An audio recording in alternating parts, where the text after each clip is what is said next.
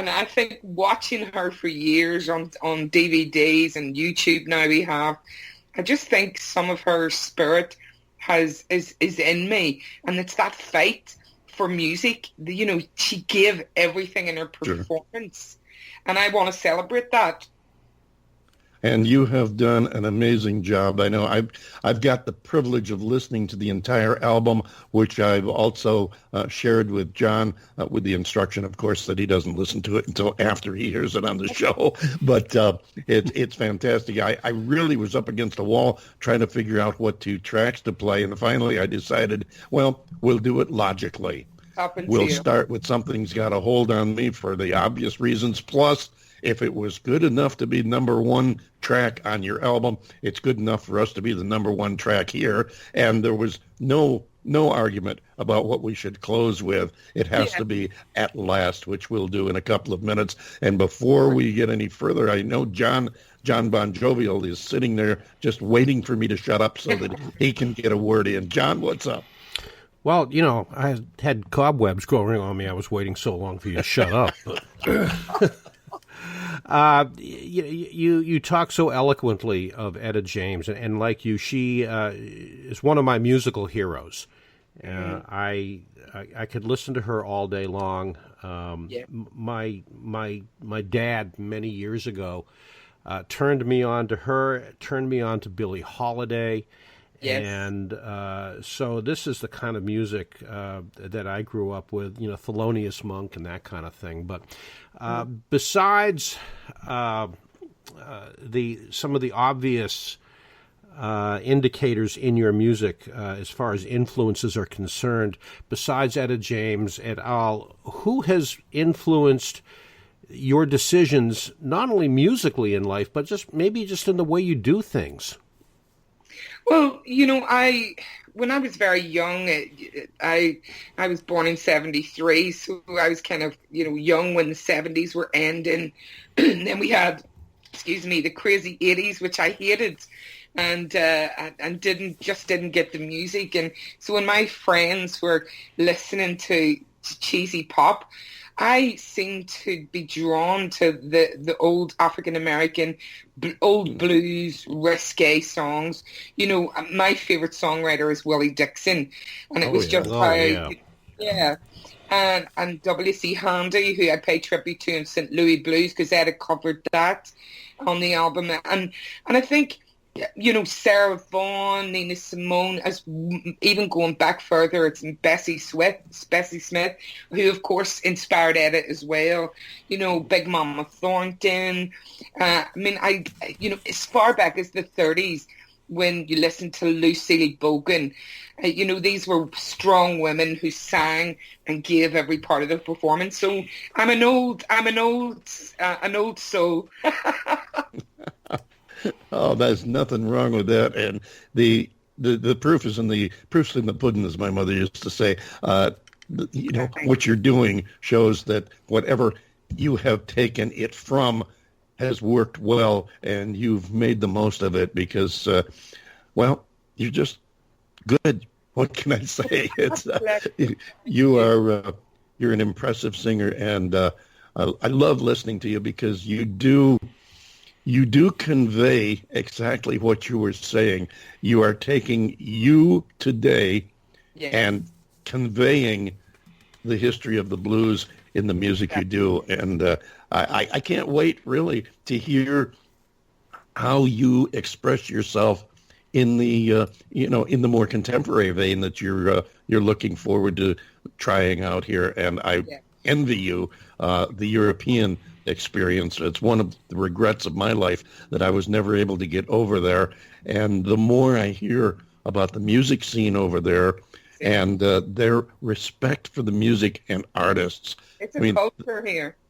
It is a something that I really wish I could have experienced, because it's one thing. America, there's a lot going for America, and I love the fact that I have been able to live here in this country. But at the same time, we do tend to have a latest hero mentality here. After you've had your hits and everything, all of a sudden it's who's the next big star. The Europeans seem to hang on to and respect the people that have gone before a lot better than Americans do. Perhaps it's because we're a younger country. I don't know. But whatever it is, we're glad for you sharing the music and, of course, coming and spending some time with us here today.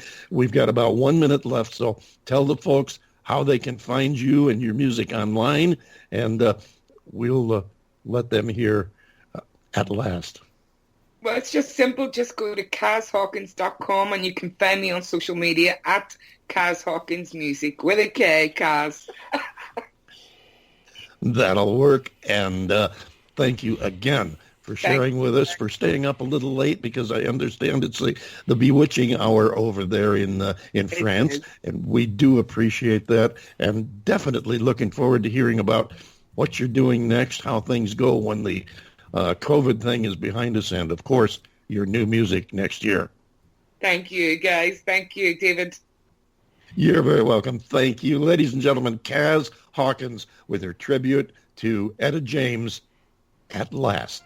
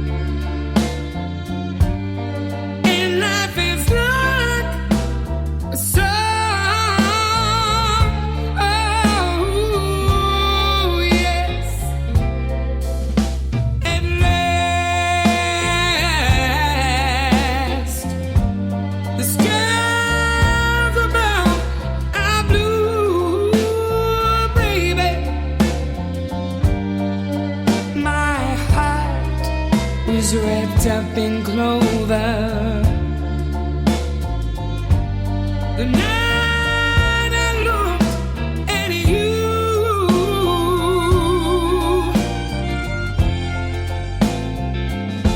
I found a dream that I could speak to, a dream that I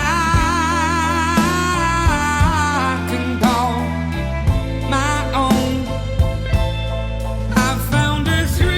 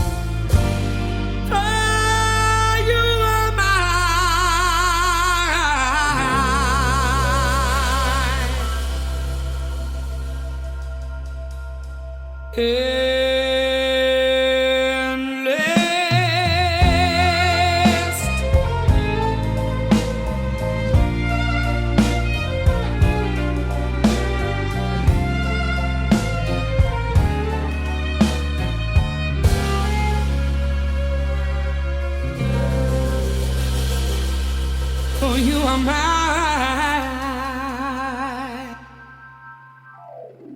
You are.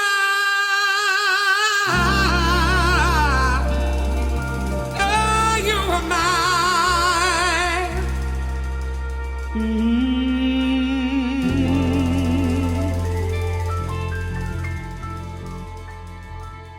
Kaz Hawkins, ladies and gentlemen, from her tribute album to Etta James, Memories of, available now, right here on the David Bowers Awards. We thank Kaz Hawkins and Pete Thelen for spending time with us this week and sharing their music and stories. And we thank you for listening. John Bon Jovial, take us home. You did it again. You've spent another perfectly good hour with us here at the David Bowers Awards, and we, of course, are grateful for your presence. The David Bowers Awards is broadcast around the world from the studios of Computer Help USA in Naples, Florida, and, of course, from the Valley of the Sun in Tempe, Arizona, and we are available for free on most major streaming services. Be sure to follow the David Bowers Awards on Twitter, LinkedIn, and, of course, on Facebook, and join us next week for the David Bowers Awards, Saturday at 12 p.m. Eastern on WRFZ-FM, that's 106.3 on your FM radio dial, Rochester Free Radio, and Blog Talk Radio, Sunday, 2 p.m. Eastern, 11 a.m. Pacific, and 6 to 7 p.m. UTC. So until next week, for the David Bowers and Nick, our marvelously geeky engineer, I am yours truly, the lovably legendary John Bon Jovial, saying love one another, wash your hands, stay 6 feet apart, and we'll see you next week right here on the David Bowers Awards.